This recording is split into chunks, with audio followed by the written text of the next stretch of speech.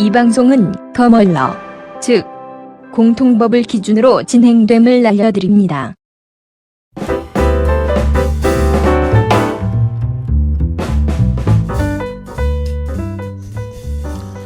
예, 안녕하세요. 미국법 파헤치기 데이비드 제이입니다. 오늘 할 사례는요, 좀 재밌는 사례를 한번 준비해봤습니다. 일종의 애완동물에 관련된 사례인데요. 한번 사례 간략하게 한번 들어보시죠. 예, 지금 보면은 친구 한 명을 초대를 했습니다.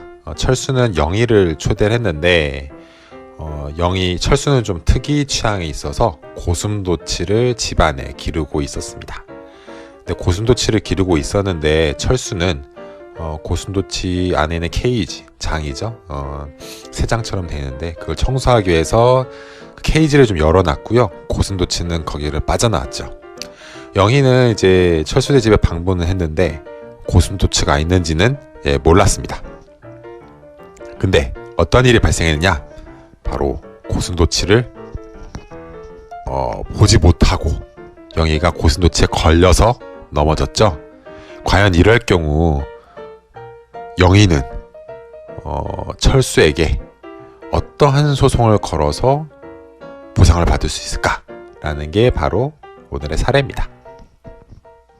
이 사례를 보기에 앞서서 우리가 좀 생각해야 될 부분이 바로 이 부분인데요. 첫 번째가 바로 negligence, 즉 과실에 대한 부분인 거고요. 두 번째는 바로 strict liability라는 부분입니다. 두 개는 좀 차이가 있어요. negligence 같은 경우에는 이제 과실이기 때문에 네 가지 요건을 반드시 플레인티프, 즉 소송을 제기하는 사람이 원고가 증명을 해야 되는데, 첫 번째가 duty가 있었느냐, 두 번째는 breach of duty가 있었느냐, 세 번째는 causation이 있었느냐, 네 번째는 바로 데미지가 있었느냐, 이 네 가지를 이제 증명을 해야 됩니다. 오늘의 이슈는요, 이 negligence로 볼 게 아니라 strict liability를 보려고 해요. 그러면 과연 이 strict liability는 도대체 무엇이냐? 그거를 좀 설명을 드리고자 합니다. strict liability는 응당 어떤 요건만 완료가 되면 책임이 있다라고 보는 게 바로 strict liability예요. 오늘 같은 케이스는 바로 wild animal strict liability 케이스라고 보시면 됩니다. 즉 굉장히 위험한 동물인 거죠. 고슴도치 위험하죠. 그런 동물을 집안에 길렀을 때 과연 어느 정도의 책임이 물렸을까라는 게 이슈입니다. 자, strict liability, 특별히 이제 wild animal, 즉 이제 굉장히 원래 이 동물의 성격상 위험한 성향을 갖고 있는 게 너무 자명한 경우, 그럴 경우는 와일드 애니멀에 의해서 strict liability가 성립이 됩니다. 근데 이제 조건이 있어요. 이 조건이 뭐냐? 조건은 바로 이 위험한 성향에 의해서 발생한 사건이어야 됩니다. 자, 그럼 이 영희 케이스를 한번 보도록 할게요. 영희는 고슴도치가 있는지를 몰랐어요. 그쵸? 그 다음에 고슴도치의 가시에 찔려서 다친 게 아니라 고슴도치에 걸려서 넘어졌습니다. 자, 따라서 와일드 애니멀의 propensity, 즉 그 기질에 의해서 결정이 된 것이 아니라, 다 그걸로 인해서 사건이 발생한 것이 아니라 바로 이 영희가 단순히 걸려 넘어진, 즉 뭐 이게 고슴도치였건 책이었던지 간에 전혀 상관없이 넘어진 거라고 볼 수가 있겠죠. 따라서 지금 이 케이스로만 봤을 때에는 영희는 strict liability에 있는 wild animal에 대한 요건으로는 아마도 배상을 받을 수가 없습니다. 근데 만약에 이게 문제가 좀 바뀌어서 영희가 고슴도치를 받고 고슴도치가 덤벼서 가시에 찔렸다, 그러면은 영희는 바로 strict liability에서 보상을 받을 수 있겠죠. 왜냐하면 고슴도치는 위험하잖아요. 근데 그 위험한 동물이 영희를 공격했으니 당연히 영희는 이로 인해서 받은 피해를 strict liability에서 보상을 받아야겠죠. 이럴 경우 strict liability는요, 앞에 말씀드렸던 negligence처럼 네 가지 요건에 일일이 다 증명을 하지 않아도 이길 수가 있겠죠. 자, 그러면 좀 케이스를 바꿔볼게요. 만약에 여기서 이제 고슴도치 공격을 했는데 이미 철수는 고슴도치를 굉장히 잘 관리하고 있었다라고 가정을 해볼게요. 고슴도치를 굉장히 잘 관리하고 있었고 먹이도 제때 주며 사람 손에 잘 익숙하게 만들어서 사람 말을 잘 듣는 동물로 변했다라고 합시다. 그런데 영희가 고슴도치를 보자마자 을의 겁을 먹고 도망치다가 넘어져서 다쳤다고 할게요. 이럴 경우도 역시 strict liability에 해당이 될까요? 라는 게 이제 다시 이슈가 될 겁니다. 자, 제가 아까 뭐라고 말씀드렸죠? wild animal의 propensity에 따라서, 즉 성향에 따라서 발생한 사건은요, 당연히 strict liability 된다고 제가 말씀을 드렸습니다. 자, 고슴도치는 위험하죠. 위험하기 때문에 누구든지 이 고슴도치를 본 사람들은 도망을 갈 수밖에 없습니다. 따라서 영희가 한 행동은 당연히 고슴도치가 갖고 있는 propensity에서 발생한 사건이라 볼 수 있고요. 따라서 영희가 다치고 걸려 넘어진 건 아니죠. 그렇죠. 보고 고슴도치가 있는 걸 보고 도망가려고 뛰다가 걸려 넘어진 것도 strict liability에 해당이 된다고 볼 수가 있습니다. 자, 그러면 또 한번 케이스를 바꿔볼게요.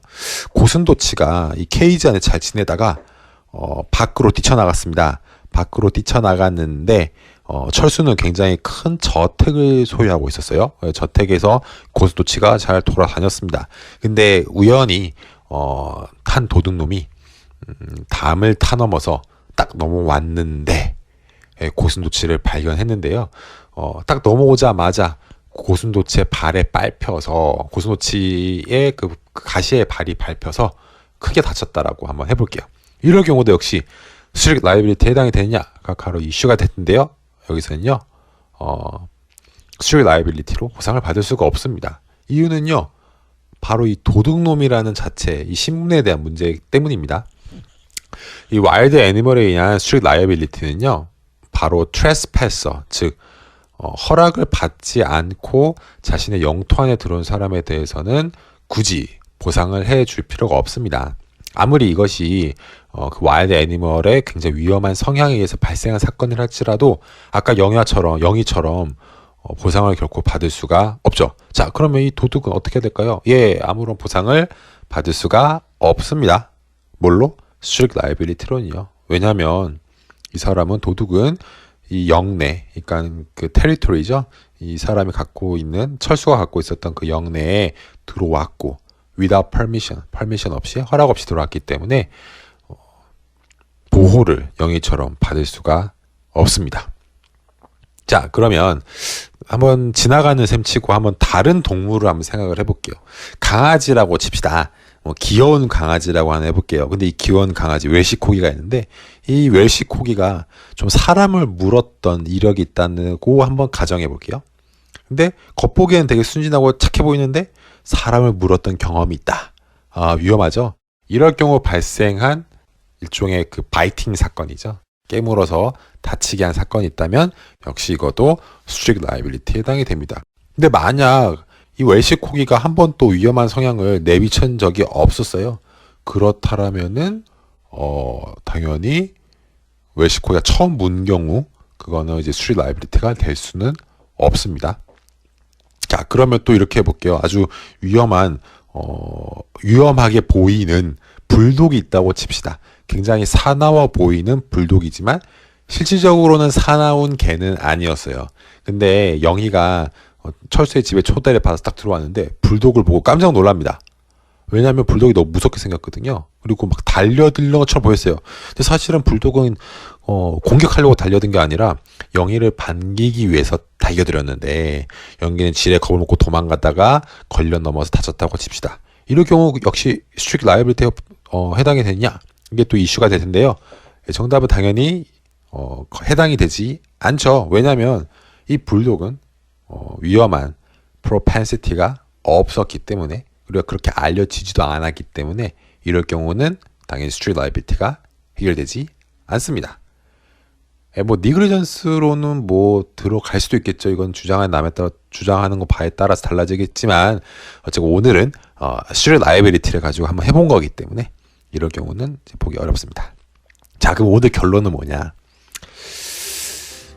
번째는 이상한 동물을 키우시면요 피곤해집니다. 뱀을 키우시다든지 호랑이를 키운다든지 사자를 키운다든지 그런 경우 개인의 취향은 다양하니까 상관은 없겠죠. 하지만 문제는 집에 초대하시면 문제가 됩니다. 그럼 위험한 동물은요 집에 초대했을 때는 잘 치워두셨다가 꼼꼼히 싸내주시고 절대로 밖에 나오지 않도록 해주십시오. 만약 나왔다가 사건을 일으키게 되면요 이 동물을 보호했던 보호자가 아무리 최선의 노력을 다해서 어떻게든 외부에 들어오는 그 손님들을 보호했다 할지라도 인정이 되지 않습니다. 이 사건이 발생하면 그냥 발생한 거로 수리기 라이애빌리티가 인정되기 때문이죠. 자, 동물 사랑스럽지만 우리는 그냥 애완견, 고양이 이 정도면 괜찮지 않을까요? 저는 그렇게 생각을 합니다. 물론 뱀도 귀엽고 호랑이도 귀여운데 저만 기호해줘야죠. 오늘까지 이렇게 한번 마치겠습니다. 감사합니다.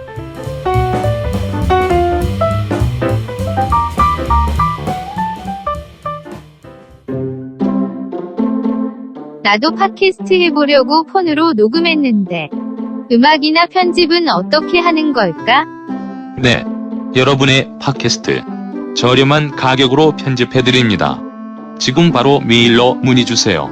ss8838nate.com